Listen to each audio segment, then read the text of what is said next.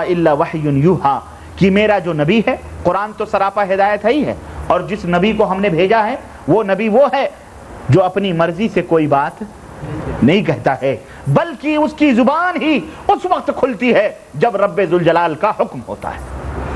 تو یہ نبی وہ ہے جو اپنی زبان سے اپنی مرضی سے کوئی بات نہیں کہتا جب تک کہ اللہ تبارک و تعالیٰ کا حکم نازل نہیں ہوتا ہے۔ شیخ الاسلام علامہ ابن تیمیہ رحمۃ اللہ علیہ ارشاد فرماتے ہیں کہ سب سے آدمی کتاب اللہ اور سنت رسول اللہ صلی اللہ علیہ وسلم سے جتنا قریب ہوگا، اللہ تبارک و تعالیٰ حق اور باطل کے درمیان فرق کرنے کی رہنمائی اور اس کی سوجھ اور بوجھ اتنی ہی زیادہ اسے عطا فرمائے گا۔ تو جتنا آپ قرآن اور سنت سے قریب ہوں گے، حق اور باطل کے درمیان تمیز کرنے کی سمجھ آپ کو اللہ تعالیٰ اتنی ہی زیادہ۔ بہت سارے لوگ کہتے ہیں کہ یہ بھی مولانا اپنی والی کر رہے ہیں، تو فلانے بھی اپنی والی کر رہے ہیں، وہ فلانے بھی تو صحیح بتلاتے ہیں، وہ فلانے بھی تو صحیح بتلاتے ہیں، فلانے بھی قرآن و حدیث کی بات کرتے ہیں، فلانے بھی قرآن و حدیث، تو ہم مانیں تو کس کی مانیں؟ یہ اس بات کی دلیل ہے کہ آپ نہ رب کے قرآن سے قریب ہیں، نہ محمد الرسول اللہ صلی اللہ علیہ وسلم سے کے فرمان سے قریب ہیں، آپ دونوں سے دور ہیں۔ اس وجہ سے آپ اس الجھنوں میں پھنسے ہوئے ہیں۔ میاں آپ جتنا رب کے قرآن اور نبی کے فرمان سے قریب ہوں گے، حق اور باطل آپ سے اتنے ہی اللہ رب العزت آپ کو روشنی عطا فرمائے گا جو حق اور باطل کے درمیان آپ تمیز کر سکتے ہیں۔ سمجھ آئی کہ نہیں آئی؟ تو آئندہ یہ شکوے نہ کرنا، بلکہ حق اور باطل کی تمیز کے لیے تمہیں قریب کس سے ہونا پڑے گا؟ قرآن سے اور نبی کریم صلی اللہ علیہ وسلم کی سنت سے۔ یاد رکھو۔ اور علامہ ابن تیمیہ فرماتے ہیں ومن کان ابعد عن اتباع الکتاب والرسول، اور جو شخص کتاب اللہ اور سنت رسول اللہ صلی اللہ علیہ وسلم سے جتنے ہی دور ہوگا، کان ابعد عن الفرقان واشتبہ علیہ الحق والباطل، تو وہ اتنے ہی قرآن سے ہدایت سے وہ دور ہوگا اور حق اور باطل اس کے اوپر مشتبہ ہو جائے گا، گڑ مڑ ہو جائے گا، اس کو پتہ ہی نہیں چلے گا حق کیا ہے باطل کیا ہے۔ تو یہ میرے عزیز ایک اہم ذریعہ ہے، یہ قرآن کے اندر غور فکر کرنا اور نبی کریم صلی اللہ علیہ وسلم کی احادیث کو پڑھنا، اور اس کے لیے اللہ کی توفیق سے صحیح بخاری موجود ہے، صحیح مسلم موجود ہے، ترمذی موجود ہے، نسائی موجود ہے، ابو داؤد موجود ہے، موطا امام مالک موجود ہے، مسند احمد موجود ہے، دارمی موجود ہے۔ آج کے اس دور میں اللہ نے علم کو اتنا آسان کر دیا ہے، اور آج کے دور میں پوری دنیا جو ایک ولیج کی طرح ہو گئی ہے، علم اتنا آسان ہو گیا ہے جس کے ترجمے میں بھی اللہ کے فضل و کرم سے موجود ہیں۔ اس لیے میں اور پھر اس کے اندر ضعیف حدیث کیا ہے، صحیح حدیث کیا ہے، حسن حدیث کیا ہے، گڑھی بھی کون ہے، اللہ کی توفیق سے اس محدث عصر علامہ البانی رحمۃ اللہ علیہ نے کھول کھول کر کے اس کو واضح کر دیا ہے، بیان کر دیا ہے۔ اے لوگو، اپنے رب کے قرآن کی طرف پلٹو، نبی کے فرمان کی طرف پلٹو، ان حدیثوں کا مطالعہ کرو، انشاءاللہ تبارک تعالی خود بخود تمہیں راہ ہدایت ملے گی، اور خود بخود سچائی اور سچائیوں میں اور کذب بیانیوں میں تمہیں فرق کرنے کا وہ نور اور وہ روشنی اللہ تبارک تعالی عطا فرمائے گا، اور تم خود بخود انشاءاللہ تبارک تعالی راہ ہدایت کی طرف چلنے لگو گے انشاءاللہ تبارک تعالی۔ پانچواں راستہ کیا ہے؟ پانچواں راستہ کیا ہے؟ پانچواں ذریعہ کیا ہے؟ پانچواں وسیلہ کیا ہے جس سے کہ ہم ہدایت تک پہنچ سکتے ہیں، حق کو حاصل کر سکتے ہیں؟ وہ پانچواں راستہ یہ ہے کہ اولین اور سابقین جو ہیں، جو صحابہ کرام ہیں، سلف صالحین ہیں، ان کے نقش قدم کے اوپر چلا جائے۔ کس طرح سے؟ یہ دیکھا جائے کہ انہوں نے قرآن اور سنت کے اوپر کس طرح عمل کیا ہے، یہ کس طرح قرآن کو سمجھتے تھے اور عمل کرتے تھے، کس طرح نبی کریم صلی اللہ علیہ وسلم کی احادیث کو سمجھتے تھے اور اس کے اوپر عمل کرتے تھے۔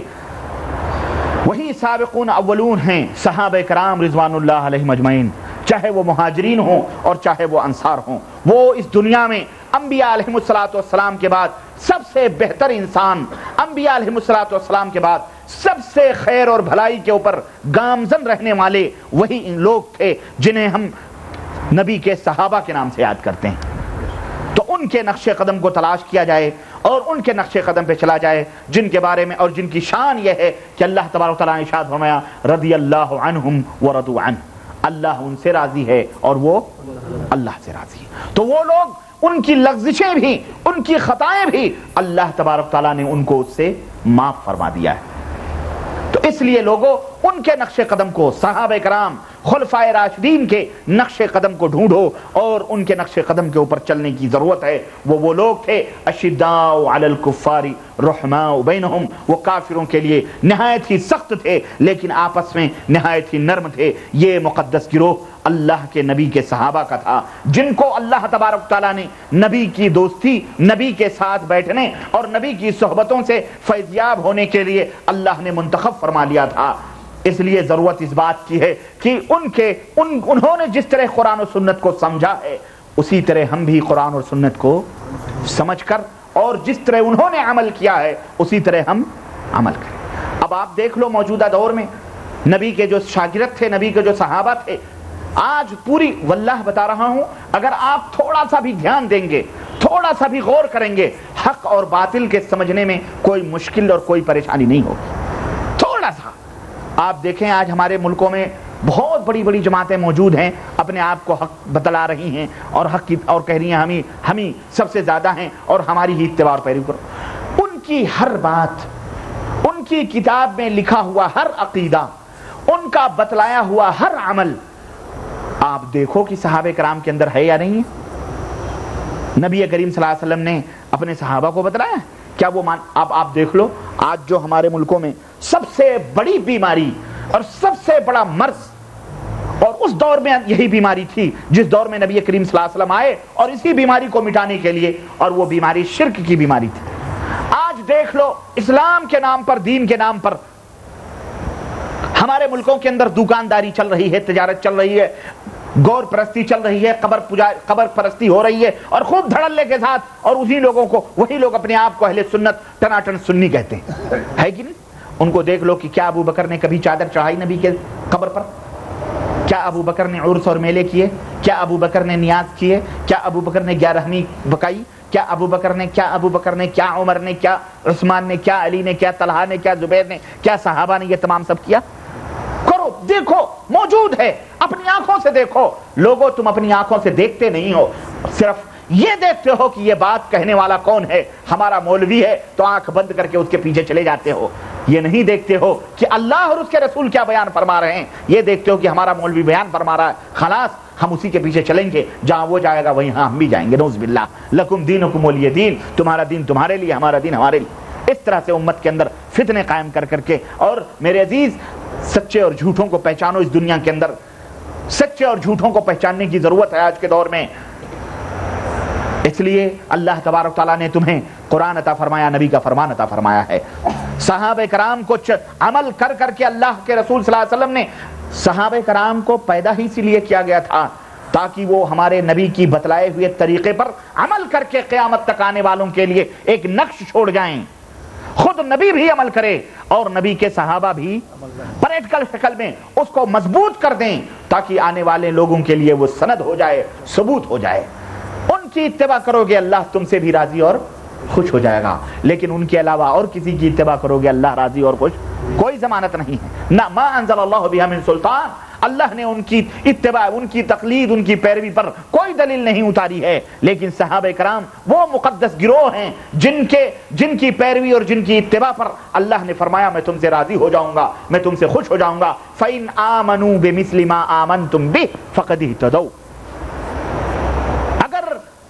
نبی کے صحابہ جس طرح ایمان لائے ہیں اگر تم بھی اسی طرح ایمان لے آؤ تو کیا ہو جاؤ گے؟ فَقَدْ اهْتَدَوْا، ہدایت یافتہ ہو جاؤ گے۔ بات ہی ختم ہو گئی، بات ہی ختم ہو گئی۔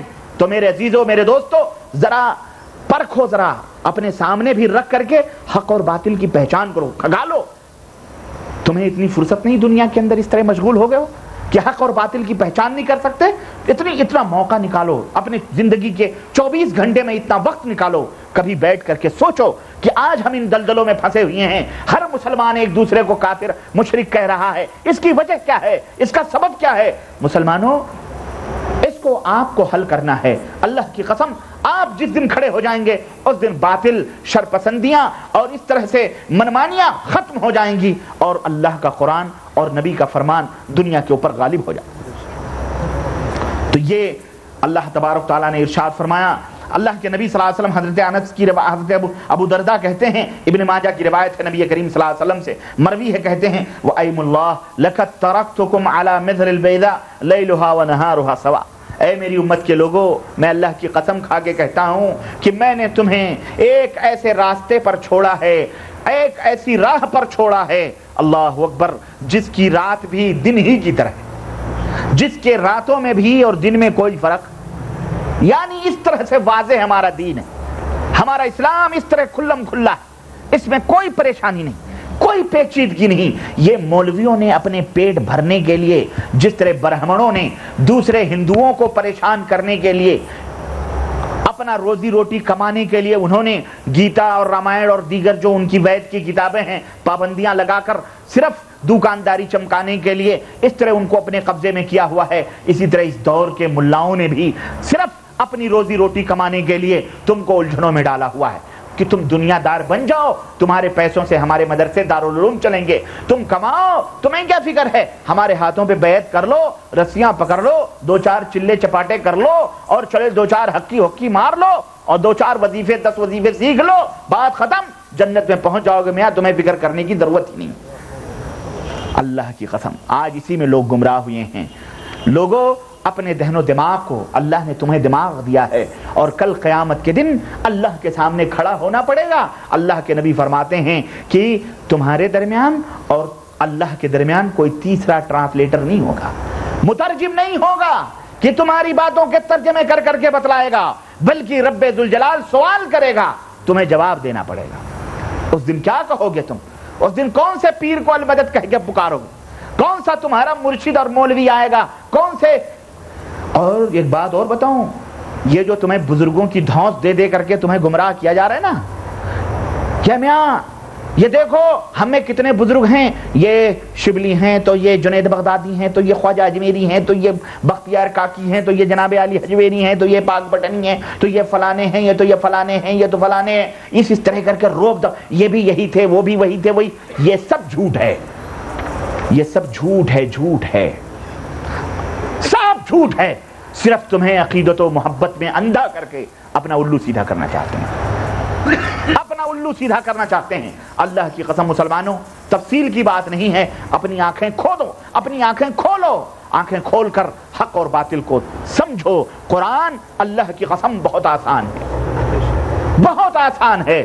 نبی کا فرمان اللہ کی قسم بہت آسان ہے، بہت آسان ہے.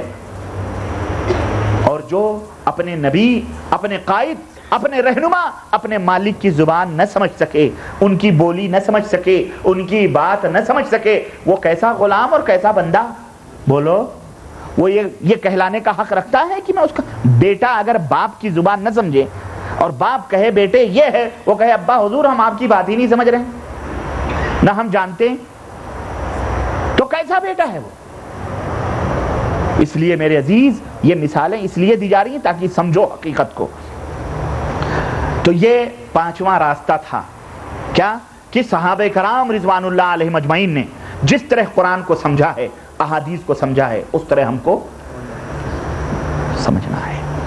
اپنی منمانی نہیں کرنی ہے، اپنی مرضی سے قرآن کی تفسیرات. ہم قرآن اور سنت کو ہمارے اوپر کہتے ہیں کہ تم قرآن اور سنت اپنی منمانی کرتے ہو. ہم بزرگوں نے جیسا سمجھا ہے اس طرح سمجھتے ہیں. یہ بتاؤ ہم نے کبھی آپ کو کہا کہ اپنی منمانی قرآن حدیث سمجھو؟ ہم تمہیں یہی دعوت دیتے